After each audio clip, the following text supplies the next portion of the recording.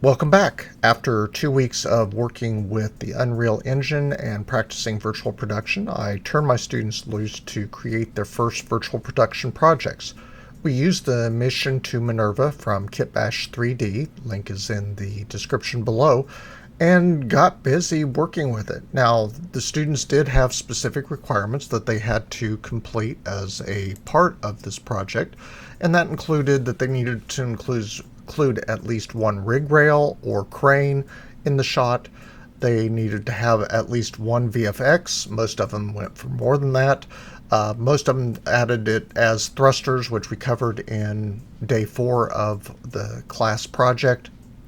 And then also they were to include some kind of dust or fog particle, which we also included in day 4. They needed to include an animation. Most of them applied the animation to a Manny or a Quinn, but they did have the option to do a meta-human character. For whatever reason on this particular project, since it was mission to Minerva, they felt like, as I did, that Manny and Quinn felt more of it. Now, one student did have problems with his system handling the mission to Minerva, so he did do a meta-human and had fun with doing a little bit of dance and VFX. They did also have to have more than at least 2 cameras in the shot and be able to switch between those cameras. So that created a little bit of interest in working with that. And for many students, that was probably the biggest challenge. They had a lot of fun doing this. We did have to work through a few things to get the renders to come out exactly how we wanted.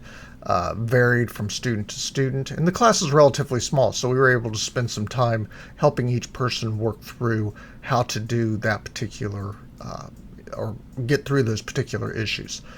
Now, next we are planning on moving into doing motion design with Unreal. We're really looking forward to seeing what the Unreal 5.4 can do with motion design, and I've got a lot of students with a background in graphic design that can't wait to jump into that. So I'm really excited to see what they create with that.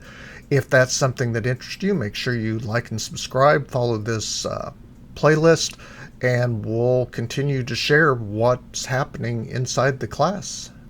Thanks for hanging around.